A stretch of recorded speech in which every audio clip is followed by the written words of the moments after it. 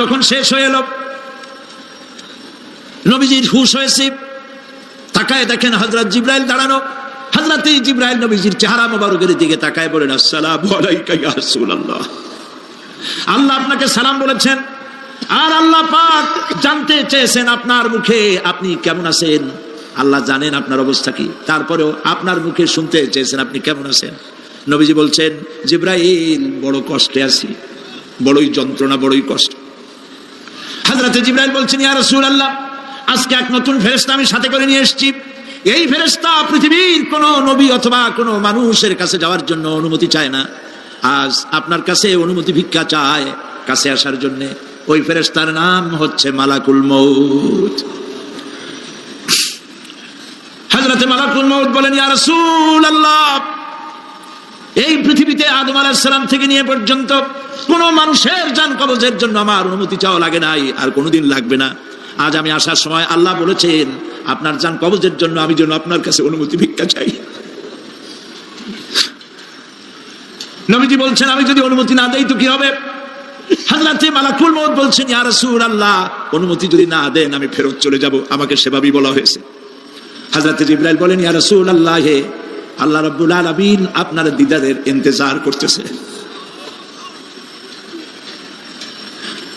নবীজি বলছেন, মালাকুল মউত, তুমি জান কবজের কাজ শুরু করো।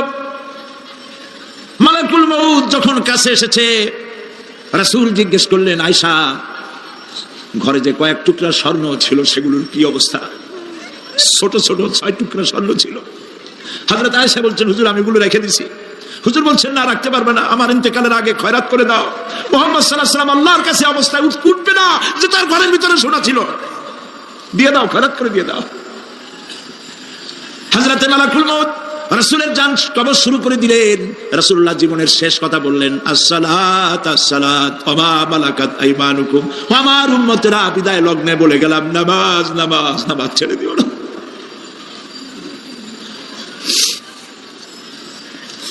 প্রিয় ভাইরা,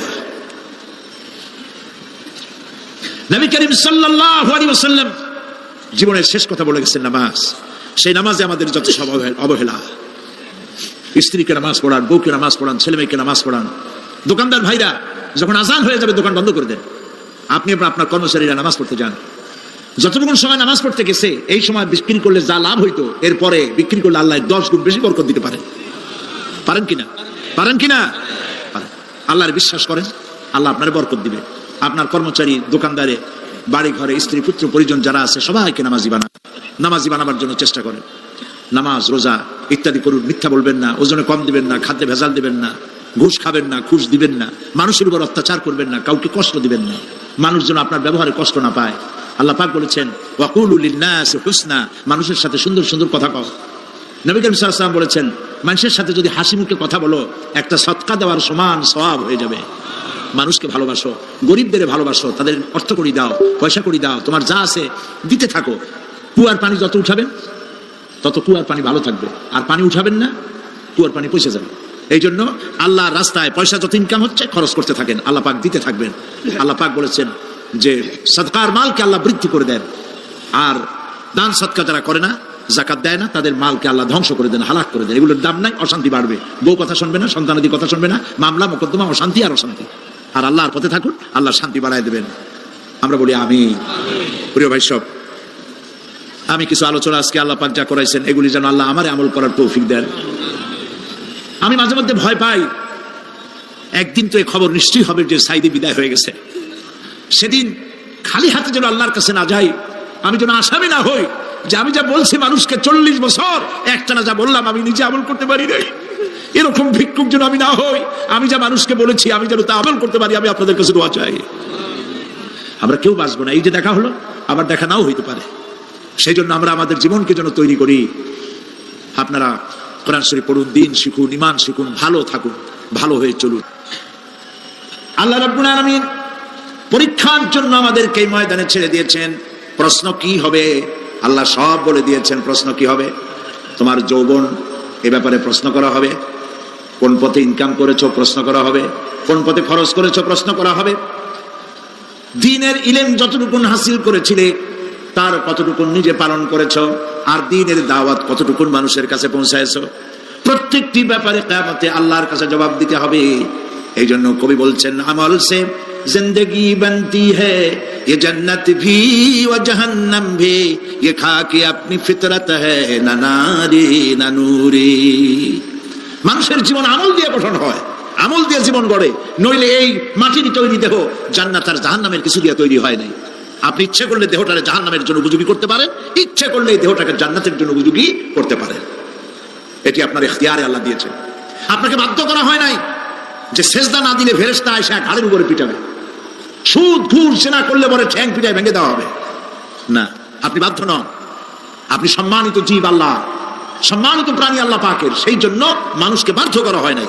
অটোনোমাস বডি, অটোনমি দেওয়া হয়েছে, আপনাকে স্বাধিকার দেওয়া হয়েছে। চন্দ্র সূর্যের ব্যাপারে স্বাধিকার দেওয়া হয় নাই। রাত এখন 7:35, সূর্যের বাপেরও ক্ষমতা নাই বাংলাদেশে এখন উকি মারে, ঠিক কিনা? সে এখন আমেরিকায় রোদ দিচ্ছে, তাপ দিচ্ছে আমেরিকায়। ওকে নির্ধারণ করা হয়েছে যেভাবে, সেইভাবেই করতে হবে। পানি বলেন, পাহাড় বলেন, পাখি বলেন, চন্দ্র বলেন, গ্রহ বলেন, নক্ষত্র বলেন, সব জিনিস বাই হুক অ্যান্ড ক্রুক আল্লাহর হুকুম মানতে বাধ্য। কোরআনে কারীমে আল্লাহ পাক বলেছেন, আফা গায়রা দীনিল্লাহি ইয়াবগুন ওয়া লাহু আসলামা মান ফিস সামাওয়াতি ওয়াল আরদি তাওআন ওয়া কারহা। আল্লাহর দেওয়া জীবন ব্যবস্থা ছেড়ে দিয়ে তোমরা কি অন্য কোনো মতবাদ তালাশ করো? ওয়ালাহু আসলামা মান ফিস সামাওয়াতি ওয়াল আরদ, অথচ আকাশে যা আছে জমিনে যা আছে সব আনুগত্যের মস্তক আমার সামনে অবনত করে দিয়েছে। সুবহানাল্লাহ। মানুষকে আল্লাহ পাক ইখতিয়ার দিয়েছেন, ইচ্ছে করলে মাহফিলও আসতে পারেন, ইচ্ছে করলে সিনেমাও ঢুকতে পারবেন, অসুবিধা নেই। অসুবিধার জন্য কিয়ামত, ওখানে হিসাব হবে। এখানে আপনি সূর্য চন্দ্র ফেরেশতারও কোনো মাজাল নাই, কোনো ইখতিয়ার নাই আল্লাহর হুকুমের বাইরে কিছু করে। আল্লাহ যা করতে বলেছেন তাই করতে হবে, এর বাইরে এক চুলও নড়তে পারবে না। কিন্তু মানুষেরা করতে পারবে। মানুষ ইচ্ছে করলে নামাজ রোজা ছাড়তে পারে, ইচ্ছে করলে আল্লাহর অমান্য করতে পারে। এটা তার বিচারের জায়গা না, এটা হলো পরীক্ষার জায়গা। এটা কিসের জায়গা? পরীক্ষার জায়গা। এখানে আপনি কামাই করলে ওখানে কিছু পাবেন, এখানে কামাই না করলে কিছু পাবেন না। আরো সোজা করে বলি, কোন কৃষক, যে কৃষক আষাঢ় মাসে শ্রাবণ মাসে জমিন চাষ করে না, পৌষ মাসে তার গোলায় ধান আসবে? কথা বুঝেন নাকি বুঝেন? পৌষ মাসে গোলায় ধান আসবে? কোনো পাগলও বলবে না যে তুমি তো চাষই করো নাই, তুমি জমিনে, তোমার জমিনের ফসল তোমার ঘরে আসবে কেন? কাজী এই দুনিয়ায় পরীক্ষা দিলে এখানে রেজাল্ট হয়, এখানে গাছ লাগাইলে এখানে ফল দেয়। কিন্তু মানুষের জন্য আল্লাহ পাক যে আমল তৈরি করেছেন, পরীক্ষা নেবেন, সেই পরীক্ষার রেজাল্ট এখানে হবে না। পরীক্ষার রেজাল্ট আউট হবে কোথায়? আখিরাতে। বলেন সবাই, কোথায় হবে পরীক্ষার রেজাল্ট আউট হবে? কোথায়? আখিরাতে। এখানে আপনি যা কামাই করবেন এখানে রিটার্ন দেওয়া হবে না। এখানে যা কামাই করবেন সমস্ত কামাই 700 গুণ বর্ধিত আকারে কিয়ামতে আল্লাহ আপনার হাতে ধরাই দিবেন। আল্লাহর ওয়াদা কখনো মিথ্যা হয়? মিথ্যা হয় রাজনৈতিক দলের নেতারা, এই জাতীয় লোকেরা যারা মঞ্চে আসে আর বলে যে বলে আমাদের ভোট দেন, আমরা ক্ষমতায় যাইতে পারলে আপনারা না খাইয়া কেউ মরবেন না। কিন্তু কি খাইয়া মরবে তাও কয় না। সেদিন শুনলাম এই যে নির্বাচন এখন একটা চলতেছে, স্লোগান বাপ দাঁড়াইছে, ছেলে তো বলে রহিম ভাই আমার ভাই, তোমার বাপের নাম রহিম। তারপরে শুনলাম বলতেছে বেগুন ভাইয়ের চরিত্র, আজকে নাম রাখে তো আদর করে বেগুন পটল, বেগুন ভাইয়ের চরিত্র ফুলের মতো পবিত্র। আমি আরেকজনের পাশে থেকে কইল যে নামাজ পড়ে না, একক তো এমনই ফুলের মতো চরিত্র। তো দুনিয়ার ময়দানে আপনি যা কামাই করবেন এখানে রেজাল্ট আউট হবে, এখানে আপনি পাবেন ফল, এখানে পাবেন। যা করবেন এখানে গাছ লাগাবেন, ফল লাগাবেন, এখানে পাবেন। আর আল্লাহর জন্য যেটা করবেন সেটার ফল, সেটার রেজাল্ট কিয়ামতে বাইরে হবে। সুবহানাল্লাহ।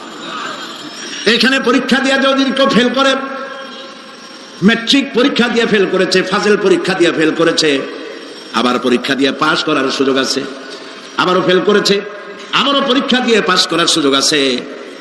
10 বার যদি ফেল করে আরো 10 বার পাস পরীক্ষা দিয়ে পাস করার সুযোগ আছে। কিন্তু কিয়ামতের দিন আল্লাহ রাব্বুল আলামিনের জীবনের পরীক্ষায় কোনো মানুষ যদি আল্লাহর আদালতে ফেল করে বসে একবার, দ্বিতীয়বার পরীক্ষা দেওয়ার আর কোনো সুযোগ নাই। এই পৃথিবীতে যদি কেউ নিম্ন আদালতে মামলায় হেরে যায়, জজ কোর্টে করবে, যদি হেরে যায় হাইকোর্টে করবে, হেরে গেলে আপিল করবে সুপ্রিম কোর্টে, সুপ্রিম কোর্টেও যদি হেরে যায় তাহলে প্রেসিডেন্টের কাছে আপিল করবে, সুযোগ আছে কয়েকবার, কিন্তু কিয়ামতের দিন জীবনের আদালতে কোনো মানুষ যদি একবার ফেল করে বসে, জীবনের মামলায় যদি একবার হেরে যায়, দ্বিতীয়বার আপিল করার আর কোনো জায়গা নাই। সে আখিরাতে রেজাল্ট আউট হবে। আমরা সব মরে যাব, আমরা সব কি হব? সব মরে যাব। আল্লাহ পাক আমাদেরকে উঠাবেন আবার। মানুষকে কবরে রাখার সময় আমরা কি বলি? মিনহা খালাকনাকুম, জানেন না? পড়েন, মিনহা খালাকনাকুম ওয়া ফিহা নুঈদুকুম ওয়া মিনহা নুখরিজুকুম তারাতান উখরা। এই মাটি দিয়ে তোমাকে তৈরি করা হয়েছিল, এই মাটির মধ্যে রেখে গেলাম, এর থেকে আবার তোমাকে উত্থিত করা হবে। কে বলতেছেন এ কথা? আল্লাহ পাক বলছেন, আল্লাহ তাআলা বলছেন। কি নিষ্ঠুর এই পৃথিবী! ভেবে দেখেছেন কি একবারও কি ভেবে দেখেছেন এই পৃথিবী কত নিষ্ঠুর? এই সন্তান সন্ততি সব একটি মোহ, একটি মায়া, একটি মহব্বত, একটি প্রতারণা। যে বউয়ের জন্য হারাম ইনকাম করেছেন, যে সন্তানদের জন্য হারাম ইনকাম করেছেন, জান দিলেন, রক্ত দিলেন, জীবন দিলেন, সারা রাত কষ্ট করেছেন, দৌড়দৌড়ি করেছেন, যখন মরে গেলেন, যে বাচ্চাটা আপনি করে না দিলে কলিজা ঠান্ডা হয় না, সেই বাচ্চা বলবে, মাকে বলবে, মা বাপের লাশ যে রুমে আছে আমার সেখানে নিও না, আমার ভয় করে। ঠিক কিনা? স্ত্রীও আরো দু একজন লোক না হলে লাশের ঘরে থাকতে পারবে না, তারও ভয় করবে। থাকলে বড় জোর মা থাকতে পারে, বাপ থাকতে পারে। যাকে বিবাহ করার পর অনেক সন্তান আছে, মা বাপকে চোখে দেখতে পারে না, বড় কথা মতো মায়ের সাথে কথা বলা বন্ধ করে দেয়। হয়তো কুমিল্লা এরকম নাও থাকতে পারে,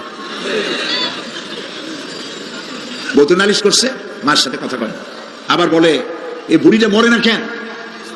নাউজুবিল্লাহ, নাউজুবিল্লাহ। বুড়িটারে মরার কথা বলতেছো তুমি। তোমার ছোট্টবেলায় যখন তোমার টাইফয়েড হয়েছিল, অসুখ করেছিল, গরিব বাবা, বাড়িতে ল্যাপ নাই, খাতা নাই, তোষক নাই, সেই জায়গায় মা তার কাপড় বিছায় দিয়া বুকের উপরে নিজের শরীরের উষ্ণতা দিয়া বাঁচায় রাখার চেষ্টা করেছে, নিজে না খেয়ে খাওয়াইছে, অসুখ সারে না। মা ওই মুমূর্ষু বাচ্চার সেরানে তার মাথার কাছে বসে তাহাজ্জুদের নামাজ পড়ে কোরআন শরীফ তেলাওয়াত করে, চোখ দিয়া পানি পড়ে আর বলতে থাকে, রব্বুল আলামিন আমার জীবনটারে দিয়া আমার কলিজার টুকরা সন্তানটারে বাঁচাইয়া দাও। যেই মা নিজের জীবন দিয়া সন্তান বাঁচাইতে চাইলো, সেই সন্তান আজকে বউ পাইয়া মাকে ভুলে যায়, মায়ের সাথে খারাপ ব্যবহার করে। আল্লাহ রাব্বুল আলামিন বলেছেন, মা বাবার সঙ্গে খারাপ ব্যবহার করো না, ভালোবাসায় কথা বলো। ওয়াকুল লাহুমা কাওলান কারীমা, সম্মান সূচক কথা বলো। মা বাবার জন্য দোয়া করো আমার কাছে। কে বলতেছেন? আল্লাহ তাআলা বলছেন দোয়া করো আমার কাছে এই ভাষায়, রব্বিরহামহুমা কামা রাব্বায়ানি সাগীরা। পড়েন সবাই, রব্বিরহামহুমা কামা রাব্বায়ানি সাগীরা। আয় আমার রব, আমার মা বাপ যেমনি ছোটবেলায় আমাকে অত্যন্ত যত্ন করে লালন পালন করেছে, আল্লাহ তাআলা তুমি দয়া করে আমার মা বাপকে তোমার রহমতের করে লালন পালন করো। সুবহানাল্লাহ। প্রত্যেক নামাজের পর সকলে এই দোয়া পড়বেন, মনে থাকবে? মনে থাকবে? প্রিয় ভাই সব, সেই কিয়ামতের মাঠে আমাদেরকে উঠতে হবে, আল্লাহর দরবারে উঠতে হবে। সেই সময় আমাদেরকে কেউ উপকার করবে না। ইয়াউমা লা ইয়ানফাউ মালুন ওয়ালা বানুন, সম্পদ আর সন্তান সন্ততি কোনো কাজে লাগবে না। মা তার সন্তানকে চিনবে না, সন্তান তার মাকে চিনবে না, বাপ তার সন্তানকে চিনবে না, কেউ কাউকে পরিচয় দিবে না। কি মারাত্মক অবস্থা! মানুষ চরম অসহায় হয়ে যাবে। চতুর্দিকে ফেরেশতার আনাগোনা, সূর্য মাত্র 1 হাত উপরে, প্রচন্ড তাপ নিয়ে সূর্য অবস্থান নেবে, মাথার চান্দি ফেটে গিয়ে গুনাহগারের মাথার মগজ গলে গলে পড়তে থাকবে। পিপাসার যন্ত্রণা জিহ্বাটা ঝুলে কুকুরের মতো করে নাভিস্থল পর্যন্ত ঝুলে পড়বে।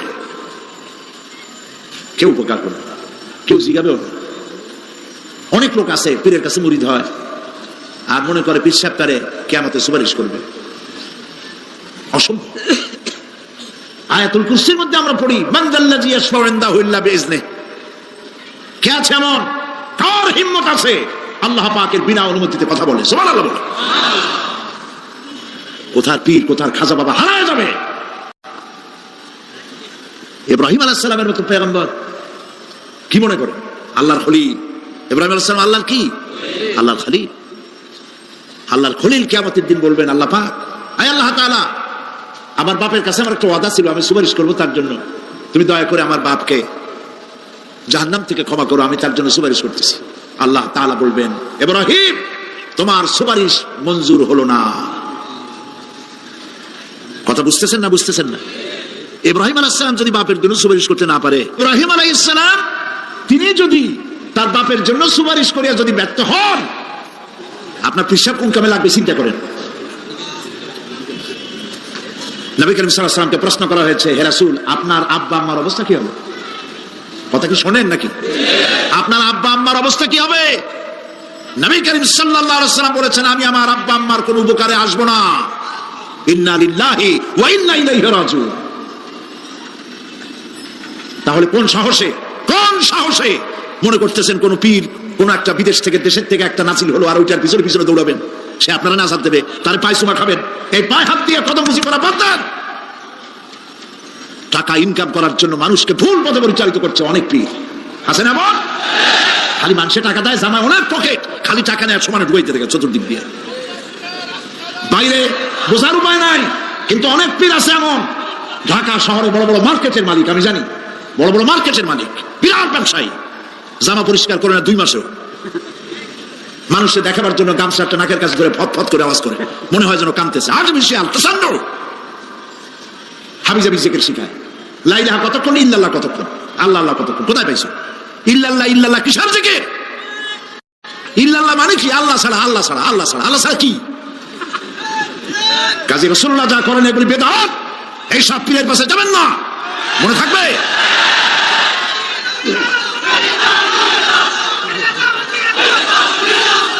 প্রিয় ভাই সব, কিয়ামতের দিন আপনার আমল, একমাত্র আমল আপনাকে বাঁচাইতে পারবে।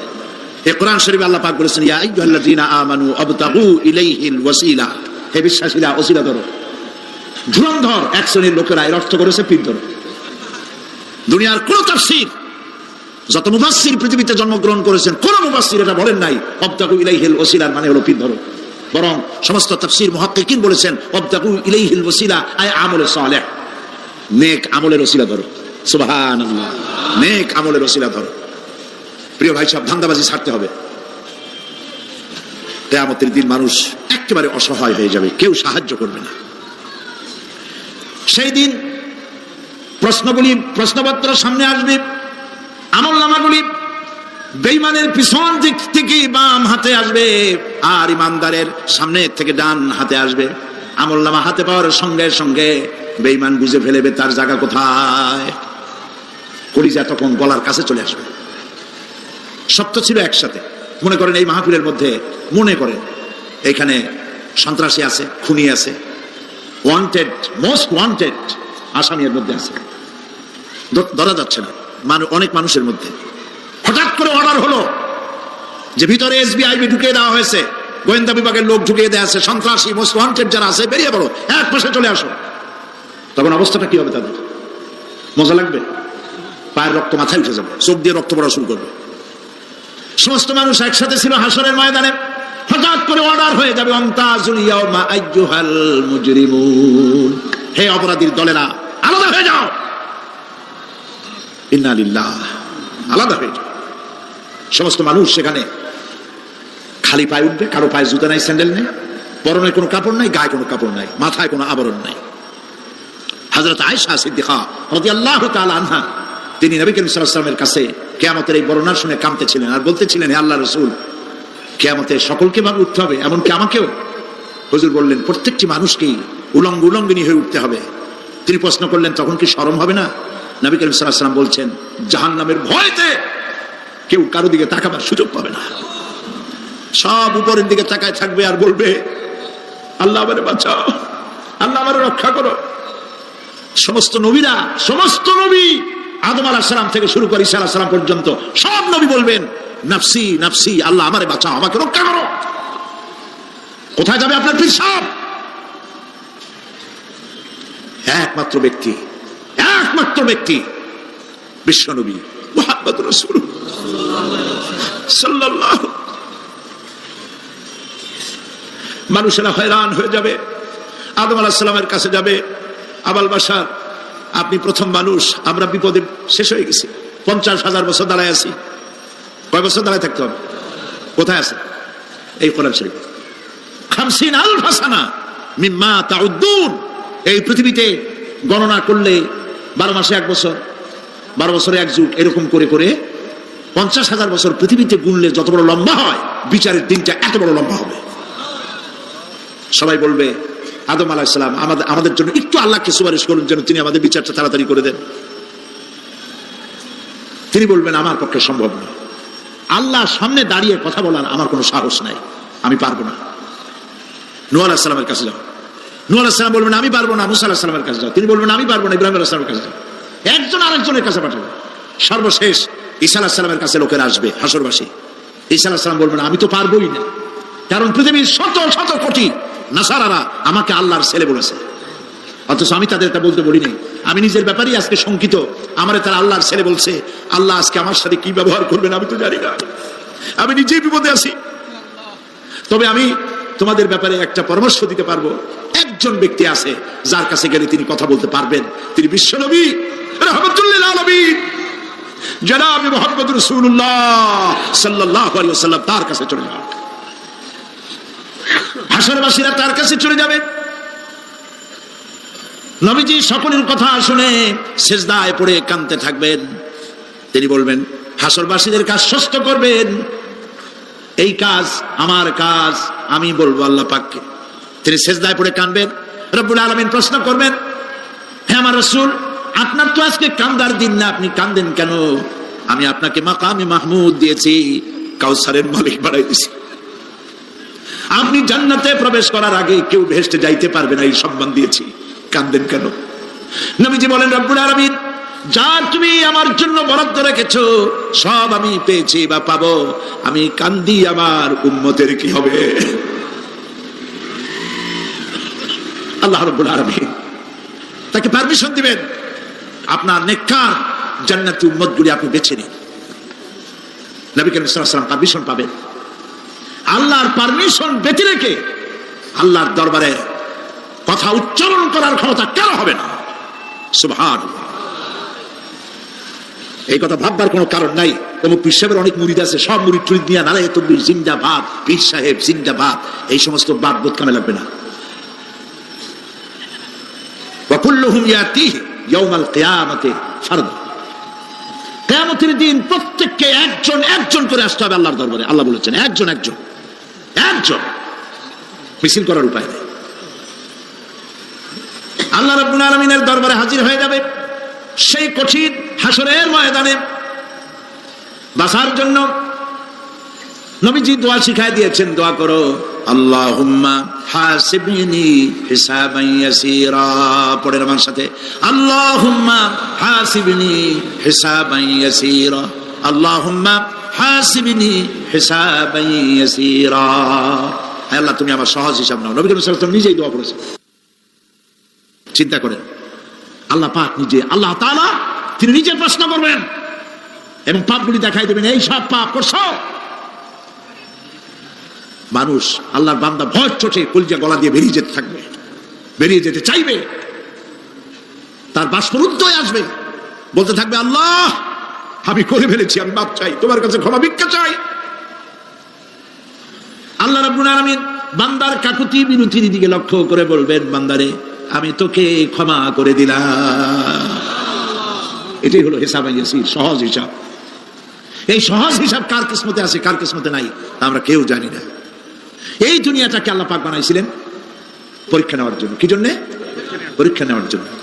পরীক্ষায় যার যে বয়স এখন আছে, এখানে আমার যা বয়স আপনার যা বয়স, এই বয়সে যা যা করছি এখন হিসাব করেন। ছোটবেলায় কই মাছের কাঁচা গলার মধ্যে ঢুকছিল, তখন ক্লাস 2তে পড়ি, এরকমের একটা ঘটনা মনে আছে কিনা? মনে নেই? অন্যের বাড়ি আম পাড়তে গিয়া বাড়িওয়ালার সামনে পড়ছিলেন, 2টা থাপ্পড় দিয়েছিল, এইসব কথা মনে আছে না? আছে কিনা? এই ছোট্ট ছোট্ট কথাগুলি, কোন পুকুর পাড়ে আসার খাইছিলাম, কেডা মারছিল, সেই ছোট্টবেলা থেকে এই পর্যন্ত এই ছোট্ট কথাগুলি যদি মনে থাকে, তাহলে বড় বড় পাপ কি কি করছেন তা মনে নাই? তাহলে নিজের হিসাব নিজে করো। কিয়ামতে আল্লাহ পাক আমলনামা হাতে দিবেন, বলবেন পড়ো, ইকরা কিতাবাক, পড়ো তোমার আমলনামা। তুমি তোমার হিসাবের জন্য আজকে তুমি নিজেই যথেষ্ট। পড়ে দেখো কি করছো। ইন্না লিল্লাহি ওয়া ইন্না ইলাইহি রাজিউন। হযরত ওমর ফারুক রাদিয়াল্লাহু তাআলা আনহু, তিনি একবার অন্ধকার রাত্রে যাচ্ছিলেন, পিছনে ছিল অনেক লোকজন ছিল। হাঁটতে হাঁটতে তিনি প্রশ্ন করলেন, আচ্ছা তোমাদের মধ্যে কি কেউ আছে এমন বলতে পারো যে কোরআন শরীফের মধ্যে সব থেকে হতাশাব্যঞ্জক আয়াত কোনটি? একজন জবাবে বললেন, অন্ধকার পিছনে, অন্ধকারের মধ্যে পিছন থেকে একজন জবাব দিল, ফামাইয়ামাল মিসকালা যাররাতিন খায়রান ইয়ারা ওয়া মাইয়ামাল মিসকালা যাররাতিন শাররান ইয়ারা। এর অর্থ হলো, পৃথিবীতে কেউ যদি ছোট্ট একটি পাপ নেকির কাজ করে, সরিষা পরিমাণ নেকির কাজ যদি করে সেটা দেখতে পাবে, সরিষা পরিমাণ পাপের কাজ যদি করে সেটা দেখতে পাবে। ওমর রাদিয়াল্লাহু তাআলা কাঁদতেছিলেন, কিয়ামতে সব নেকি আর পাপ যা যা করছি সব দেখানো হবে। ইন্না লিল্লাহি ওয়া ইন্না ইলাইহি রাজিউন। আল্লাহ তুমি মাফ করে দাও আমাদেরকে, আমরা বলি আমিন। কতক্ষণ হাঁটার পরে তিনি প্রশ্ন করলেন, আচ্ছা মুমিনদের জন্য কোরআনের মধ্যে সব থেকে আশাব্যঞ্জক কোন আয়াত কি আছে?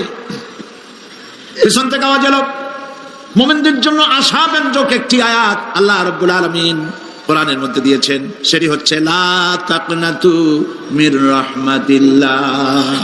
আমার রহমত থেকে, আল্লাহর রহমত থেকে হতাশ হয়েও না, নিরাশ হয়ে যেও না। অর্থ হচ্ছে আমরা পাপ করেছি, আমরা সবাই গুনাহগার কিনা বলেন? স্বীকার করি আমরা সবাই গুনাহগার কিনা? সবাই গুনাহগার। এই গুনাহগার মানুষগুলি যদি গুনাহে তওবা করে, গুনার জীবনে করব না তওবা করে কেউ যদি আল্লাহর রহমতের দিকে এক বিঘত অগ্রসর হয়, হাদিসে কুদসির ভিতরে এসেছে, আল্লাহ পাক বলেন আমি আমার ওই বান্দার দিকে এক হাত আগায়া যাই। কোন বান্দা যদি গুনাহ তওবা করে আর যদি গুনাহ না করে আমার দিকে যদি হেঁটে আসে, আমার রহমত বান্দার দিকে দৌড়াইয়া যায়। আল্লাহর গজবের চাইতে রহমত বেশি। বান্দা তোমার গুনাহ যদি আকাশ সমান হয়, আল্লাহর, তোমার গুনাহ যদি পাহাড় সমান হয়, আল্লাহর রহমত আকাশ সমান। তোমার গুনাহ যদি আকাশ সমান হয়, আল্লাহর রহমত তার আরশে আজিম ছায়া গেছে। সুবহানাল্লাহ। মাপ চাও, ক্ষমা চাও, তওবা করো, জীবনে গুনাহ আর করবো না। যে ব্যক্তি তওবা করবে, গুনাহ থেকে বাঁচবে, আল্লাহ তাদেরকে রক্ষা করবে। প্রিয় ভাইয়েরা, এই দুনিয়ার জিন্দেগিতে পৃথিবীর মহব্বতে আমরা পাগল হয়ে গেছি। সবাই শুধু টাকা টাকা, টাকা ছাড়া দুনিয়াটা ফাঁকা। দুনিয়া কা মজা লে লো, দুনিয়া তোমারি হ্যায়। খাও দাও ফুর্তি করো, দুনিয়াটা মস্ত বড়। এগুলি শয়তানদের কথা। কাদের কথা? শয়তানদের কথা। আল্লাহ বলেছেন কুলু ওয়া তামাত্তাউ, খা, জব্বার খাও, খা, খার ফুর্তি কর। মাতাউন কালিল সুম্মা মাওয়াহুম জাহান্নাম ওয়া বিসাল মাসির। সামান্য কয়েকদিনের জন্য দালান কোঠা বানাইয়া ফুর্তি কর, এরপরে জায়গা হবে জাহান্নামে। জায়গা হবে কোথায়? জাহান্নামে। প্রিয় ভাইরা, এই দুনিয়াটার দৃষ্টান্ত একটা পরের স্ত্রীর মতো সুন্দরী যুবতী, রূপবতী, স্বাস্থ্যবতী পরের একটা স্ত্রী। এটা দেখে আফসোস করে কোনো লাভ আছে? জবাব দেন। যারা কথা বুঝেন তারা জবাব দেন। অন্যের সুন্দরী তরুণী, তন্নী, রূপবতী যুবতী, রূপের ছটায় চতুর্দিকে আলোকিত, এরকম একটা পরের বউ দেখে আফসোস করে কোনো লাভ আছে? ওর তো বিয়ে হয়ে গেছে, তুমি আফসোস করে লাভ কি? গলা দড়ি দিয়ে মরলেও লাভ নাই। এই পৃথিবী একটা সুন্দরী পর স্ত্রীর মতো, একে যত মহব্বত করবেন আল্লাহর রহমত থেকে তত দূরে চলে যাবেন। আর এই দুনিয়ার উপরে যত লাথি মারবেন আল্লাহর দিকে তত আগায় যাবেন। খালি টাকা চাই, টাকা টাকা। বাড়ি একটা আছে আরো 6টা চাই, দোকান 5টা আছে আরো 7টা চাই, গাড়ি একটা আছে আর 50টা চাই। এই চাই আর চাই, খাই আর পাই, এই করতে করতে মানুষের জীবন শেষ হয়ে যায়। আহারে, একেবারে খালি হাতে চলে গেল। ইন্ডাস্ট্রি পড়ে থাকলো, বাড়ি পড়ে থাকলো, গাড়ি পড়ে থাকলো, 3খান কাপড় নিয়ে চলে গেল গর্তের মধ্যে। আহারে, ছেলে মেয়ে বউ চোখের একটু পানি ফেলাইলো ওই দিন, আর কিচ্ছু না, কবরের মধ্যে রেখে দিল। এখন কবরের ভিতরে ফেরেশতা চলে এসেছে। বেঈমান হয়ে যদি মারা যায় থাকে, ঈমান নিয়ে মরে নাই, বেঈমান হয়ে মারা গেছে, কলেমা মনে আসে নাই। জিজ্ঞেস করা হবে মান রাব্বুকা মা দীনুকা মান নাবিয়ুকা, কে তোমার রব, কি তোমার দিন, কে তোমার নবী? বেঈমান বলবে হায় হাতা লা আদরি, জানি না। নাউজুবিল্লাহ, বলে নাউজুবিল্লাহ, জানি না। এখানে আপনি মুখস্থ করে গেলেই যে ওখানে জবাব দিতে পারবেন এমনটি হবে না। আমল করতে হবে, আমল তৈরি করতে হবে। আমল মানে কিন্তু এইটা না যে আপনি বসে বসে তসবিহ পড়বেন। এটা লোকের আমল করে, যে লোকটা খুব আমলদার, খুব আমল করে। আমলের ইংরেজি হচ্ছে ওয়ার্ক, বাংলা হলো কাজ। তো কেউ বসে বসে কোনো কাজ নাই তসবিহ টিপতেছে, এটা আমল হইলো? আপনার সমস্ত কাজগুলি হতে হবে আল্লাহর খুশি করার জন্য। দোকানদারি করবেন আল্লাহর খুশি করার জন্য করেন। আচ্ছা, ওখানে পরে আসতেছে। কবরের ভিতরে জবাব দিবে আমি কিছু জানি না। কিছুই যখন জানলো না, শাস্তি শুরু হয়ে যাবে। সিজ্জিনে তার রূহ রাখা হবে, এ মাটির দেহ মাটির সঙ্গে মিশে যাবে। কবরের মধ্যে কোনো প্রচন্ড শাস্তি বা জাহান্নামের আগুন ইত্যাদি দিয়েছি, প্রচন্ড কোনো শাস্তি হবে না। শাস্তি হবে কবর আযাব, আযাবুল কবর হক, আযাবের কবর হবে। তবে জাহান্নামের শাস্তি মতো হবে না। আসামি কনভিক্টেড না হওয়া পর্যন্ত, বিচার না হওয়া পর্যন্ত যেমন ফালায় রাখে জেলখানার কোন রুমে বা হাজতখানায়, ওই রকম সিজ্জিন নামক একটা জায়গা আছে, ওইখানে রেখে দেবে। শাস্তি হবে কিসের পরে? রুহের পরে। অনেকে মনে করে যে কবর হলো ওই শুধু মাটির মধ্যে ওইটা, কিন্তু এইটার নাম শুধু কবর না। মানুষের জীবনের 4টে স্তর। কয়টা স্তর? একটা হলো আলমে আরওয়াহ, আরেকটি হচ্ছে আলমে আজসাম অথবা আলমে আসবাব, আরেকটি হচ্ছে আলমে বারজাখ, আরেকটি হচ্ছে আলমে আখিরাত। কয়টা হলো? 4টা। আলমে আরওয়াহ রুহের জগৎ, যেখান থেকে আমরা আসছি। আর আলমে আজসাম বা আলমে আসবাব হলো বস্তু জগৎ, যেখানে আমরা আসি। এরপরে মৃত্যু থেকে শুরু করে কিয়ামতের দিন পর্যন্ত যে সময়টা, এই সময়টার নাম হলো আলমে বারজাখ। বারজাখ শব্দের অর্থ হলো জবনিকা, পর্দা, স্ক্রিন, একটা পর্দার আড়ালে নিয়ে যাওয়া হবে। এরপরে হবে আলমে আখিরাত, যেখানে জবাবদিহির জন্য সকলকে উঠতে হবে। শাস্তি হবে রুহের উপরে। এখন আপনি বলবেন যে রুহের শাস্তি হয় কেমনে? রুহ তো দেখা যায় না। রুহ কি দেখা যায়? রুহ সম্পর্কে প্রশ্ন করা হয়েছে, ওয়ায়াসআলুনাকা আনির রূহ কুলির রূহু মিন আমরি রাব্বি। নবী, আপনাকে প্রশ্ন করা হয় রুহ কি জিনিস, আপনি বলুন রুহ হচ্ছে আল্লাহ পাকের একটি অর্ডার। তো এই অর্ডার, একটি হুকুম, যার কোনো আকার নাই, এইটারে আল্লাহ শাস্তি কেমনে দেবে? এই শাস্তি আপনি এই দুনিয়ায় বুঝতে পারবেন। হঠাৎ করে আপনার গ্রেফতারি পরোয়ানা জারি হয়ে গেছে, তখন একটা টেনশন ক্রিয়েট করে। এই শাস্তিটা কোথায় হয়? বডির উপরে না রুহের উপরে? রুহের উপরে হয়। ঘুমায় আছেন, স্বপ্নে দেখতেছেন বাঘে তাড়াইতেছে, বউ কাছে শোয়া, পুলিশে তাড়াইতেছে, বাঘে তাড়াইতেছে, সাপে তাড়াইতেছে, ঘেমে ভয়, আপনি ভয়তে ঘেমে হার্টবিট এত বাড়ছে, ঘুমের থেকে জেগে বউরে ধমকাচ্ছেন যে আমার বাঘে তাড়াইলো, তুমি একেবারে নাক ডেকে জন্মের মতো ঘুমাইতেছো। বউ তো টেরি পায় না, ঠিক কিনা? এই যে বাঘে তাড়াইলো, পুলিশে তাড়াইলো, সাপে তাড়াইলো, ঘুমের মধ্যে কষ্টে ঘাম বেরিয়ে গেল, এই শাস্তিটা কিছুর উপরে হইলো? রুহের উপরে। এটা আল্লাহ দেখাই দিলেন। মরার পরে এর থেকে মারাত্মক কঠিন শাস্তি রুহের উপরে হবে। তারপরে বডি বানানো হবে জাহান্নামে দেওয়ার জন্য। এগুলির ব্যাপারে আমি আলোচনা করেছিলাম চট্টগ্রামে বছর, সূরা নাবার তাফসীর করেছিলাম। সূরা নাবা, আম্মা ইয়াতাসাআলুন, 5 দিন তাফসীর করেছি। 31 জন হিন্দু খ্রিস্টান মুসলমান হয়ে গেছে এবার চট্টগ্রাম। নবী করিম সাল্লাল্লাহু আলাইহি ওয়াসাল্লাম বলেছেন, কেউ যদি দুনিয়ায় বেঁচে থাকা অবস্থায় কিয়ামতের দৃশ্য দেখতে চায়, সেজন্য সূরা নাবা, সূরা আত-তাকবীর, সূরা নাজিআত, সূরা আল-ইনফিতার, এই সূরাগুলি যেন পড়ে, তাহলে দুনিয়ায় জীবিত থাকা অবস্থায় কিয়ামতের দৃশ্য দেখতে পারবে। ঈমানদার ব্যক্তি, যে ব্যক্তি মরার সময় মুখে উচ্চারণ করতে পেরেছে লা ইলাহা ইল্লাল্লাহু মুহাম্মাদুর রাসূলুল্লাহ, জোরে সরে পড়েন লা ইলাহা, লা ইলাহা, লা ইলাহা, লা ইলাহা ইল্লাল্লাহু মুহাম্মাদুর রাসূলুল্লাহ। কালেমা পড়ে মারা গেল। এরপরে কবরের ভিতরে মুনকার নাকির ফেরেশতা এসে হাজির হয়ে যাবে, প্রশ্ন করবে মান রাব্বুকা। ঈমানদার ব্যক্তি বলবে রব্বি আল্লাহ। বলেন রব্বি আল্লাহ। আমার রব কে? আল্লাহ না, আল্লাহ। মহব্বতের সাথে বলেন আল্লাহ। কেউ যদি হৃদয়ের গভীর কন্দর থেকে, কলিজার মধ্য দিয়ে, মনের মণিকোঠা থেকে একবার যদি গভীর রাত্রে জেগে একবার যদি বলে আল্লাহ, আল্লাহ পাক 70 বার সাড়া দিয়ে জিজ্ঞেস করেন, বান্দা কি চাও বলো, আমি হাজির। কি মজার নাম আল্লাহ! এর থেকে মজার নাম পৃথিবীতে নাই। এই মজা বেশি পাবেন তাহাজ্জুদের সময়। সুবহানাল্লাহ বলেন। রাত জাগতে শিখুন, তাহাজ্জুদের নামাজের অভ্যাস করুন। সমস্ত নবীদের উপরে তাহাজ্জুদ পড়া বাধ্যতামূলক ছিল। গভীর রাত্রে সব ঘুমানো, আপনি জাগুন, উজু করুন, একটা রুমের মধ্যে একা চলে যান, দরজা বন্ধ করে দিন, তারপরে 6 রাকাত 8 রাকাত নামাজ পড়ে কান ধরে আল্লাহর কাছে বলতে থাকেন, আল্লাহ আমি এই সমাজের একজন নগণ্য মানুষ, তুমি দয়া করে আমারে কত টাকা দিছো, পয়সা দিছো, আমার মতো বিদ্যা জানাওয়ালা লোকেরা রিক্সা চালায়, অফিসে চাকরি করে, খাইয়া বউরেও ভালো কাপড় দিতে পারে না, তুমি আমারে কই থেকে কই নিয়ে আসছো বাবু, তার আমি শুধু নাফরমানি করছি, গুনাহ করছি, মিথ্যা কথা বলছি, আল্লাহ তুমি আমারে মাফ করো। গভীর রাত্রে গুনগুন করে নিজের কানে ধরে অপরাধ স্বীকার করে কাঁদতে থাকেন আর ডাকতে থাকেন, ইয়া আল্লাহু ইয়া রহমানু ইয়া রহিমু ইয়া হাইয়ু ইয়া কাইয়ুম। পড়েন, ইয়া আল্লাহু ইয়া রহমানু ইয়া রহিমু ইয়া হাইয়ু ইয়া কাইয়ুম, ইয়া আল্লাহু ইয়া রহমানু ইয়া রহিমু ইয়া হাইয়ু ইয়া কাইয়ুম। চোখের পানি ফেলে। নবীজি বলেছেন, আল্লাহর ভয়েতে গুনাহ করেছিল সেই লজ্জা করে, আল্লাহর ভয়েতে, জাহান্নামের ভয়েতে মানুষ যখন কান্দে, চোখের পানি নাকের অর্ধেক আসতে না আসতে আল্লাহ পাক তারে মাফ করে দেন। আল্লাহ পাক, মা বাচ্চা যদি কান্দে মা সইতে পারে বলেন? মায়ের চাইতে আল্লাহর মহব্বত কম না বেশি?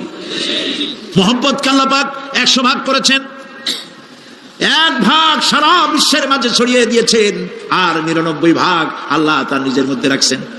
1টা ভাগ ছেড়ে দিলেন পৃথিবীতে, সেই ভাগের থেকে যেটুকুন মুরগি পেল, মুরগি তার বাচ্চা ঠেকাবার জন্য চিলের সাথে লড়াই করে, শিয়ালের সাথে লড়াই করে, গরু হাতির সাথে লড়াই করে, মানুষ তার সন্তানকে বাঁচাবার জন্য জীবনটাও দিয়ে দেয়। 1টা ভাগের যতটুকুন পেলাম, সেই মহব্বত যদি আমার এত তীব্র হয় স্ত্রীর জন্য, সন্তানের জন্য, তাহলে 99টা ভাগ মহব্বত যে আল্লাহর কাছে বান্দার জন্য, তার দয়া কত বেশি। এই জন্য কবরের ভিতরে প্রশ্ন হবে, কে তোমার রব? মুমিন ব্যক্তি বলবে, রব্বি আল্লাহ, আমার রব আল্লাহ। ওয়ামা দীনুকা, তোমার দিন কি? বলবে দীনুল ইসলাম। ওয়ামান নবিয়ুকা, তোমার নবীকে? ওই লোক বলবে, নবিয়ুনা মুহাম্মাদুর রাসূলুল্লাহ সাল্লাল্লাহু আলাইহি ওয়াসাল্লাম। হাদিস এসেছে, ওই সময় নবীজির চেহারা মোবারক দেখানো হবে, প্রশ্ন করা হবে, মা কুনতা তাকুলু ফি হাদার রাজুল, এই লোক সম্পর্কে তোমার ধারণা কি? লোকটি বলবে, হাদা নবিয়ুনা মুহাম্মাদুর রাসূলুল্লাহ সাল্লাল্লাহু আলাইহি ওয়াসাল্লাম, ইনি তো আল্লাহর রাসূল, আমার নবী। সঙ্গে সঙ্গে গায়েব থেকে আওয়াজ হবে, ফাফরিসু বিল জান্নাতি ওয়ালবিসু বিল জান্নাহ, ও আমার ফেরেশতারা, আমার বান্দার জন্য জান্নাতের বিছানা কবরের মধ্যে বিছায় দাও, আর আমার বান্দাকে জান্নাতের পোশাক পরায় দাও, জান্নাতের পোশাক পরায় দাও, জান্নাতের বিছানা বিছায় দাও, আর তার কবরটাকে প্রশস্ত করো, ইলা মাদ্দা বাসারা, যদ্দূর তার চোখের দৃষ্টি যায় অদ্দূর বড় বানায় দাও কবর। ফেরেশতারা বলবেন, নম কানাউমুল উরুস, দুলামিয়া যেমন বাসর সজ্জায় বৌমিয়া ঘুমায়, তুমি আরামে ঘুমায় থাকো, ইলা ইয়াউমিল কিয়ামা। ভাই সাহেব, এই পৃথিবীর সব ফাঁকিবাজি, মোহ, সব মোহ, স্ত্রী, পুত্র, পরিজন, মাল, ধন, কিচ্ছু না, কোনো দাম নাই। আল্লাহকে ভয় করুন, আল্লাহকে ভয় করে চলুন। ভয় তো করতে পারলাম না, এত বড় একটা রমজান মাস চলে গেল, রোজার ছিল তাকওয়া সৃষ্টি করার জন্য, সারা জীবন রোজা রাখলাম, মুত্তাকি হইতে পারলাম না। এটা ঠিক কিনা বলুন? সারা জীবন রোজা রাখলাম, মুত্তাকি হইতে পারি নাই, এখনো মিথ্যা কথা বলি, ওজনে কম দেই, খাদ্যে ভেজাল দেই, কথা ঠিক কিনা? মিথ্যা কথা বলতেছেন, মিথ্যা কথা বলা কবিরা গুনাহ, মিথ্যা কথা বলা সমস্ত গুনার মা। কথায় কথায় মিথ্যা বলা হচ্ছে। দোকানদারি করতেছেন, কষ্ট করে মাল কিনছেন, লাভের জন্যই তো কিনছেন, মিথ্যা কোন কেন? ওজনে কম দিচ্ছেন, ভেজাল দিতেছেন, ভেজাল দিয়া কম দিয়া কয় টাকা উপার্জন করবেন? আর কতগুলি খাইতে পারবেন আপনি? চাউলের মধ্যে তুষ দিলেন, কুড়া দিলেন, পাথর দিলেন, আহারে মুসলমান, কি কপাল পোড়া। ওজন দিতে গিয়া একটু খিস দিয়া ধরে যেদিকে পাথরটা, আর মালটা যেদিকে সেদিক একটু নিচু করে দেয়। যে কেনে সে মনে করে মাশাআল্লাহ, লোকটা তো খুব ভালো, আবার তো বেশি দিছে, কিন্তু বাড়ি যায় দেখবেন আপনারা 14 গ্রাম কম দিয়েছে। ও 14 গ্রাম তো না, এখন তো গ্রাম বলে, আগে তো আমরা ছটক মটক বলছি, এখন গ্রাম বলে সুবিধার জন্য। এগুলি কি আমি বানায় বলতেছি না? কথা ঠিক। লাভটা কি? কি লাভ? জমিনের আইল ছেলতেছেন, পরের জমিন দখল করতেছেন, বোনেরে ঠকাইছেন, ভাইরে ঠকাইছেন, ভাইয়ের সম্পত্তি ফেরত দেন নাই। আহা, এই যে দুরবস্থার সৃষ্টি হলো, আমলের পরিবর্তন হলো না। মসজিদ বানাইছি সব দালান, মসজিদগুলি সব বিল্ডিং হয়ে গেছে। নবী করিম সাল্লাল্লাহু আলাইহি ওয়াসাল্লাম বলেছেন মাসাজিদুহুম আমিরাতুন ওয়া হিয়া খারাবুম মিনাল হুদা, মসজিদগুলি সব দালান হয়ে যাবে শেষ যুগে। এগুলি নবী করিম সাল্লাল্লাহু আলাইহি ওয়াসাল্লাম ভবিষ্যৎবাণী। মসজিদগুলি কি হবে? সব বিল্ডিং হয়ে যাবে। ওয়া হিয়া খারাবুম মিনাল হুদা, হেদায়েত থেকে খালি হয়ে যাবে। হেদায়েত নেই, খালি মসজিদ, building, tiles, mosaic, air condition সব আছে, হেদায়েত নেই। কবি বলতেছেন মসজিদ তো বানা লি है सब भर में ईमान की हरारत वालों ने, मन पुराना पापी रहा बरसों में नमाजी बनना सीखा। মন চাইছে তাড়াতাড়ি করে মসজিদ একটা বানাই ফেলাইছে, কিন্তু বছর বছর নামাজ পড়লো, মন সেই পুরানা পাপী রয়ে গেছে, সেই পাপ থেকে সে বাঁচতে পারে নাই। এই জন্য বিশ্ব কবি আকবাল বলেন মসজিদ মে मरसिया खाए के नमाजी न रही, मस्जिद में मरसिया खाए के नमाजी न रही, यानी वो साहिबे औसाफ हिजाजी न रही। মসজিদ কাঁদতেছে, আমার সেই নামাজি কই? যেই নামাজিরা যখন নামাজ পড়তো পাখি এসে মাথার উপরে বসতো, পাখিতে বুঝতে পারতো না যেটা মানুষ না গাছ। সুবহানাল্লাহ। আর এখন ইমাম যদি নামাজ পড়তে আত্মাহিত পড়তে দেরি করে, ধীরে ধীরে পড়তেছে, পিছন থেকে সিগন্যাল মারা শুরু করে,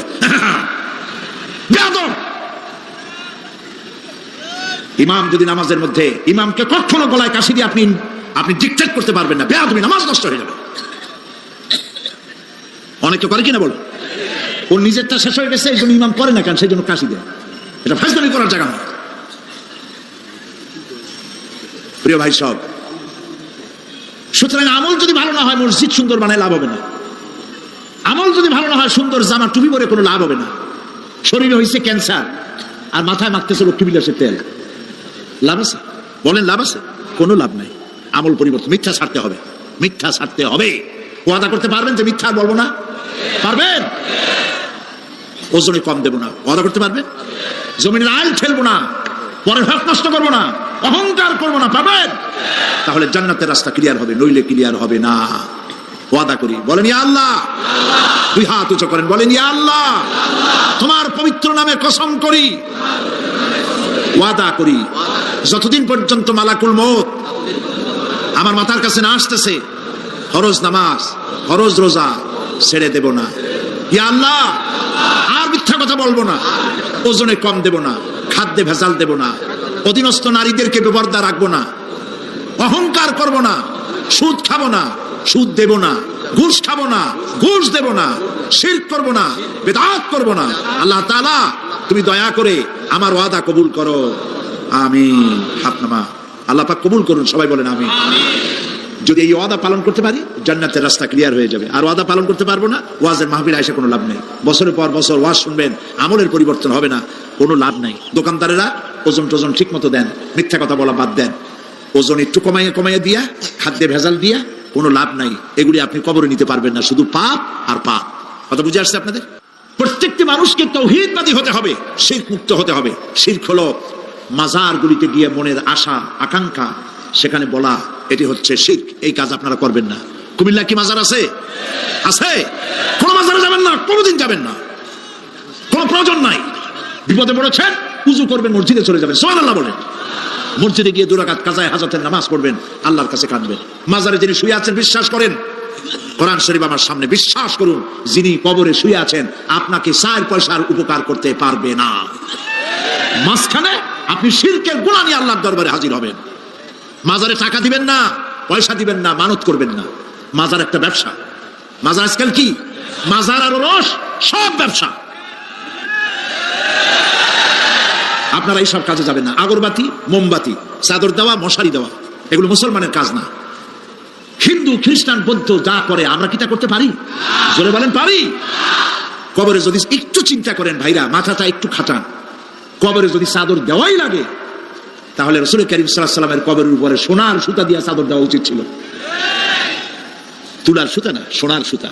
আর ওই রকমের দেওয়ার সিস্টেম হলে উম্মতেরা সোনার সুতা না, নিজের বুক নিজে ভাইয়া কলিজা পার করে রাসূলুল্লাহর কবরের উপর দিয়ে দিত। নবীর পরে সম্মান সাহাবায়ে কেরাম। সাহাবায়ে কেরামদের কবরের উপরে চাদর নাই, আগরবাতি নাই, মোমবাতি নাই, গোলাপ পানি নাই, গম্বুজ নাই। মাজার একটা হইছে, সেটার গম্বুজ বানাইতে হবে। কেন গম্বুজ বানাবে? দরকারটা কি? তওবা করুন, জিন্দেগিতে আর কোনোদিন মাজারে কোনো সাহায্য করবেন, 1 পয়সাও না। টাকা পয়সা দিবেন, টাকা পয়সা দিবেন, এতিমকে দিবেন, ভিক্ষুককে দিবেন, বিধবাকে দিবেন। পরীক্ষা দিতে পারে না, ফি দিতে পারে না, পরীক্ষা দিতে পারছে না, ওরে দেন। বাড়িতে চাল নাই, পানি পড়ে, ওরে দেন। অন্ধ মানুষকে দেন, লুলাকে দেন, এতিমখানায় দেন, মাদ্রাসায় দেন, টিউবওয়েল বানায় দেন যেখানে পানি নেই। এই সব কাজ করেন, সব হবে। সুবহানাল্লাহ। মাজারে, কোন মাজারে, আজকের মাহফিলে যত লোক হাজির হয়েছেন, কোন মাজারে কোন টাকা পয়সা, আগরবাতি, মোমবাতি, চাদর জিন্দিগিতে দেবেন না। কারা দেবেন না? হাত উঁচু করে দেখা। আলহামদুলিল্লাহ। হাত নামা, হাত নামা। এরপরে থামেন, থামেন। এরপরে দেশে আজ অশ্লীলতার সয়লাব আমরা দেখতে পাচ্ছি। গতকাল আলোচনা করেছি। গত 5 বছর যারা ক্ষমতায় ছিলেন, অভিনয় নিয়ন্ত্রণ আইন তারা তুলে ফেলেছিলেন। অভিনয় নিয়ন্ত্রণ একটা আইন ছিল, কতদূর অভিনয় করা যাবে, একটা মেয়ে তার কাপড় কতটা কমাইতে পারবে, নাচে গানে অভিনেতা অভিনেত্রী একসাথে কতটা জড়াজড়ি করতে পারবে, এর একটা নিয়ম কানুন আগের থেকে ছিল। সেই নিয়ম কানুন ওই 5 বছরে তারা আইন পাশ করে নিয়ন্ত্রণ আইনটা তুলে দিয়েছে। ফলে কাপড়েরও বালাই নাই, আর জড়াজড়ির এমন সব ছবি যা কোনো মানুষের দেখার কোনো উপায় নাই, যেগুলি দেখলে চোখ সাবান দিয়ে ধোয়া লাগে। নাউজুবিল্লাহ বলেন। বাংলাদেশ সুপ্রিম কোর্ট, বর্তমান সরকারের আমলে বাংলাদেশ সুপ্রিম কোর্ট সুমোটো আইন জারি করেছে, যে সমস্ত অশ্লীল ছবি করা যাবে না, অশ্লীল পোস্টার লাগানো যাবে না। আমি গতকাল এখানে বলেছি, কুমিল্লার ডিসি সাহেবকে আমি গত রাত্রে তার সঙ্গে আমি কথা বলেছি, তিনি একমত হয়েছেন। কুমিল্লার কোন দেওয়ালে সিনেমার অশ্লীল পোস্টার থাকতে পারবে না। সিনেমা ব্যবসায়ীদের বলে দিবেন, আপনারাও বলে দিবেন তাদেরকে, সিনেমার ব্যবসা করো, অশ্লীল ছবি দেখাইতে পারবে না। বাইরে লেখা থাকবে, একটার ভিতরে কাটপিস দেখাবা ইংলিশ ছবি। এই হারাম ব্যবসা, সিনেমার ব্যবসা যারা করে, ওদের মতো কপাল পোড়া আকাশের নিচে জমিনের উপরে আর নাই। কারণ কি জানেন? কারণ কি? আরে বাবা থামো। কারণ কি সেটা শোনে। কারণ হচ্ছে, মসজিদ যে বানাইলো, ওই মসজিদে যতদিন নামাজ হবে, জিকির হবে, তেলাওয়াত হবে, কিয়ামত পর্যন্ত যে পয়সা দিছিল সে সওয়াব পাবে। আর সিনেমা যে বানাইলো, সিনেমা দেখা এরকম বই কি কুমিল্লা আসছে? এমন একটা লোকেরা বলা বলি করতেছে, সুবহানাল্লাহ, এমন একটা ছবি আসছে, যারাই দেখলো সব উমরা করতে রওনা হয়ে গেছে। এমন ছবি আসছে যা দেখা সমস্ত মানুষ তাহাজ্জুদ পড়া শুরু করছে। এরকম হয়েছে।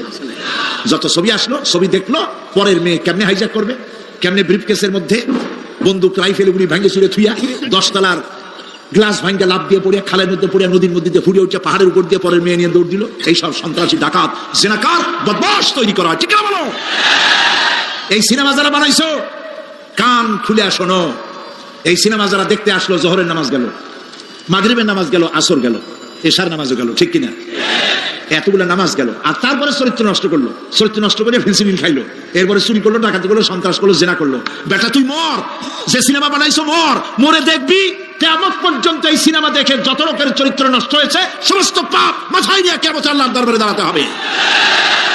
সুতরাং সিনেমার ব্যবসায়ীরা কানে ধরে সিনেমার ঝাঁটা মেরে দূর করে দাও।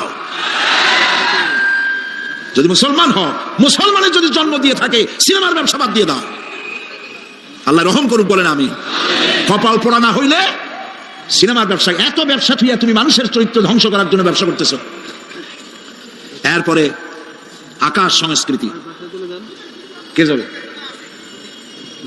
আকাশ সংস্কৃতি ডিশ এন্টিনার মাধ্যমে সাইবার ক্যাফে এগুলি বানায়া রাস্তার মোড়ে মোড়ে দোকান করে, কম্পিউটারের ভেতরে, ক্যাসেটের ভিতরে, ইন্টারনেট ইত্যাদির মধ্য দিয়ে অশ্লীল ছবি প্রদর্শিত হচ্ছে রাস্তার মোড়ে মোড়ে। উঠতি বয়সের যুবক যুবতী মেয়েগুলি নষ্ট হয়ে যাচ্ছে। নাউজুবিল্লাহ বলে। এগুলি জনগণকে ঐক্যবদ্ধ হতে হবে, এগুলির বিরুদ্ধে মোকাবেলা করতে হবে, সরকারকে এগিয়ে আসতে হবে অশ্লীলতা বন্ধ করার জন্য। কারণ আল্লাহ পাক বলেছেন, প্রকাশ্য এবং গোপনীয় সব রকমের অশ্লীলতা আল্লাহ পাক হারাম করে দিয়েছেন। অশ্লীল কোনো কাজ করা যাবে না। প্রিয় ভাই সব, আমরা যদি আমাদের আমলকে গঠন করতে পারি, কিয়ামতের দিন নাজাত পাবো। আমল যদি গঠন করতে না পারি, তাহলে কিয়ামতের দিন বাঁচার কোনো উপায় নাই। প্রিয় ভাইয়েরা, এখন মোনাজাত হবে, মোনাজাতের পরে আজান হবে। রব্বানা যালামনা আনফুসানা ওয়া ইন লাম তাগফির লানা ওয়া তারহামনা লানাকুনান্না মিনাল খাসিরিন। সবাই পড়েন আমার সাথে, রব্বানা যালামনা আনফুসানা ওয়া ইন লাম তাগফির লানা ওয়া তারহামনা লানাকুনান্না মিনাল খাসিরিন। আয় আল্লাহ তাআলা, তোমার আরশে আজিম থেকে তাকায় দেখো, কুমিল্লার ঈদগাহ ময়দানে বিশাল ময়দান, রাস্তাঘাট, মানুষ উপচে পড়েছে, লাখো জনতা। আমরা গুনার বোঝা নিয়ে তোমার দরবারে হাত তুলেছি। রব্বুল আলামিন, আমাদের গুনার দিকে তাকায়ও না, আমাদের চোখের দিকে আর মুখের কাকুতি মিনতির দিকে তাকায়া আমাদের জিন্দেগির গুনাহ মাফ করে দাও। রব্বুল আলামিন, সারা জীবন নাফরমানি করেছি, শিরক বিদআত সহ এমন কোন গুনাহ নাই যা কম বেশি আমরা করি নাই। আল্লাহ তাআলা দয়া করে আমাদের জীবনের গুনাহ মাফ করে দাও। আয় আল্লাহ তাআলা, আমাদের মধ্য থেকে যাদের আব্বাজান দুনিয়া থেকে বিদায় হয়ে গেছে, আমাদেরকে কত কষ্ট করে তারা মানুষ করেছিলেন, আজকে তারা দুনিয়ায় নাই। আল্লাহ তাআলা, বিদেশে যদি আত্মীয় স্বজন চলে যায় মাসে মাসে অথবা প্রতিদিন টেলিফোনে খবরও পাওয়া যায়, আমাদের মা বাপ দুনিয়া থেকে বিদায় হয়ে গেছে, বছরের পর বছর, যুগের পরে যুগ, কি অবস্থায় আছে কোনো খবর জানি না। রব্বুল আলামিন, আমাদের গর্ভধারিণী জনম দুঃখিনী মা নিজে না খেয়ে আমাদেরকে খাওয়াইছেন, গর্ভে রেখে কষ্ট করেছেন, ডেলিভারি করতে কষ্ট করেছেন, 2.5 বছর বুকের দুধ খাওয়াইয়া মানুষ করেছেন। আমাদের মা বাপ যাদের দুনিয়া থেকে বিদায় হয়ে গেল, আল্লাহ কবরটাকে জান্নাতের টুকরা বানায়া দাও। রব্বিরহামহুমা কামা রব্বায়ানি সগীরা। সবাই পড়েন, রব্বিরহামহুমা কামা রব্বায়ানি সগীরা। আয় আল্লাহ তাআলা, সারা পৃথিবীতে আজ মুসলমানদের বড়ই দুর্দিন, মুসলমানদের পক্ষে কথা বলার লোক আজ আর নাই। আল্লাহ তাআলা, কাশ্মীরের মুসলমানেরা কষ্ট পেতেছে, তাদেরকে পাখির মতো গুলি করে হত্যা করা হচ্ছে, প্যালেস্টাইনি মুসলমানদেরকে অভিশপ্ত ইহুদিরা মারতেছে। আল্লাহ তাআলা, বাগদাদে যে ইরাকে অনেক নবীর মাজার আছে, মাহবুবে সুবহানী, কুতুবে রব্বানী, শেখ মহিউদ্দিন আব্দুল কাদের জিলানী রহমাতুল্লাহ আলাইহি যে মাটিতে শুয়ে আছেন, মুসলমানের দেশ। আল্লাহ তাআলা, কাফেরেরা সব ঐক্যবদ্ধ হয়েছে, মুসলমান দেশগুলি শেষ করে দেবে। আল্লাহ, তোমার কাছে সাহায্য চাই। চেচনিয়া, বসনিয়া, প্যালেস্টাইন, কাশ্মীর সহ দুনিয়ায় যত জায়গায় মুসলমানেরা বিপদে আছে, আল্লাহ তুমি নিজে সাহায্য করো। রব্বুল আলামিন, আমরা মুসলমান, আমরা গুনাহ করেছি, সাহায্য চাবার মতো যোগ্যতা হারায় ফেলেছি। আল্লাহ, আমরা স্বীকার করি আমরা গুনাহগার। আল্লাহ, আমরা 1000বার স্বীকার করি, নত শিরে স্বীকার করি আমরা গুনাহগার। কিন্তু একটা ভালো পরিচয় আমাদের আছে, সেই পরিচয়টা হলো আমরা তোমার হাবিবের উম্মত। আল্লাহ তাআলা, তোমার হাবিবের সাদকায় আল্লাহ তুমি দুনিয়ার মুসলমানদের দিকে রহমতের নজরে তাকাও। আল্লাহ, আমাদের জীবনের গুনাহ মাফ করে দাও। আল্লাহ, মুসলমানদেরকে তুমি সাহায্য করো। রব্বুল আলামিন, কিয়ামতের দিন যেদিন পায়ের নিচে হবে তামার মতো মাটি, গুনাহগারের মাথার চান্দি ফেটে গিয়ে মগজগুলো গলে গলে পড়বে, জিহ্বাটা নাভিস্থল পর্যন্ত ঝুলে পড়বে, ময়দানে সারা পড়বে পানি পানি বলে। আল্লাহ, ওই দিনে তোমার হাবিবের হাতের কাউসারের পেয়ালা আমাদের নসিব করে দিও। তোমার হাবিব বলেছেন, 3000 বছর ধরে তুমি জাহান্নামের আগুনকে উত্তপ্ত করেছো, রক্ত মাংসের শরীর নিয়ে আমরা আগুনে জ্বলতে পারবো না। আল্লাহ, জাহান্নামের আগুন আমাদের জন্য হারাম বানায়া দাও। আল্লাহুম্মা আজিরনা মিনান নার। সবাই পড়েন, আল্লাহুম্মা আজিরনা মিনান নার, আল্লাহুম্মা আজিরনা মিনান নার। আল্লাহ তাআলা, আমাদের আকীদা, আমাদের বিশ্বাস হলো এই, আমরা এখন কোথায় বসা তুমি দেখতে পাচ্ছ, আমরা কি বলতেছি তুমি নিশ্চয়ই শুনতে পাচ্ছ। তুমি একটু তাকায় দেখো তো বাবু, এতগুলি হাত তো কোনো পীরের দরবারে ওঠে নাই, কোনো বাজারে গিয়ে ওঠে নাই, কোনো মন্ত্রীর কাছে ওঠে নাই, কোনো প্রেসিডেন্টের কাছে ওঠে নাই। রাজাধিরাজ, সম্রাটের সম্রাট, বিশাল আকাশের মালিকের কাছে হাত তুলেছি। মালিক, খালি হাতে ফেরত দিও না। মালিক, খালি হাতে ফেরত দিও না। হে আকাশের মালিক, হে জমিনের মালিক, হে আমাদের রব, আমাদেরকে খালি হাতে ফেরত দিও না বাবু। আল্লাহুম্মা লা তারুদ্দানা খাইবিন, আল্লাহুম্মা লা তারুদ্দানা খাইবিন। আল্লাহ তাআলা, একেবারে কিছু না দিয়া খালি হাতে ফেরত দিও না। কয়েক সেকেন্ড আমি আপনাদের জন্য ছাড়লাম, মাথা নিচু করুন, চোখ বন্ধ করুন, যার যা বলার বলেন, দোয়া কবুল হয়ে যাবে ইনশাআল্লাহ। বলেন, যার যা বলার দরকার মিনতির সাথে, কাকুতি মিনতি করে বলেন।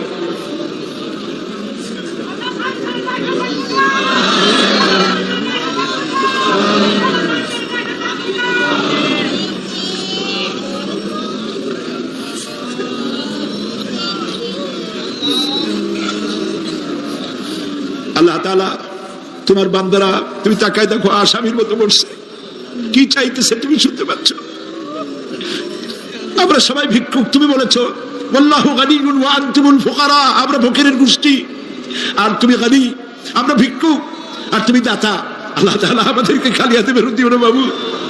এই মাঠ থেকে কেউ যেন গুনার বোঝা নিয়ে বেরিয়ে না যায় বাবু। আল্লাহ তাআলা সিরাতুন নবী কমিটি প্রত্যেক বছর মাহফিল করতেছে, আল্লাহ তাদেরকে কবুল করো। আল্লাহ তাআলা জনাব এম এস চৌধুরী সাহেব বার্ধক্যে পৌঁছে গেছেন, তার স্ত্রীর প্রতি তার প্রতি রহম করো। ওনার সাথে যারা আছে কাজী দিন মোহাম্মদ সাহেব, রব সাহেব সহ যারা আছেন সকলের প্রতি রহম করো। আল্লাহ তাআলা কুমিল্লাকে ইসলামী আন্দোলনের দুর্গ বানায় দাও। শিবিরের যে ছেলেটি ক্যান্সার রোগাক্রান্ত হয়েছে, ডাক্তার বলেছে ৩-৪ মাসের বেশি বাঁচবে না, কিন্তু তুমি ভালো জানো আল্লাহ পাক, আমরা এই ছেলেটির জীবন তোমার কাছে ভিক্ষা চাইতেছি বাবু, তুমি ভিক্ষা দিয়া দাও। আল্লাহ তাআলা এইভাবে যাদের কিডনি নষ্ট হয়েছে, হার্টের বাল্ব নষ্ট হয়েছে, তুমি মেহেরবানি করে তাদেরকে তা দিয়ে দাও। আল্লাহ প্রত্যেকের প্রতি তুমি রহম করো। আল্লাহ তাআলা আরেকটা কথা বলি, তুমি তো সেই মহান সত্তা যার কাছে বেশি চাইলে অসন্তুষ্ট হও না। পৃথিবীতে সবাই বারবার চাইলে অসন্তুষ্ট হয়, তুমি বরং না চাইলে অসন্তুষ্ট হও। মাবুদ, তুমি দয়া করে আমাদের বিবি বাল বাচ্চা যা দান করেছো সবগুলিকে দিনদার বানাও, নামাজি বানাও, পরেশগার বানায় দাও।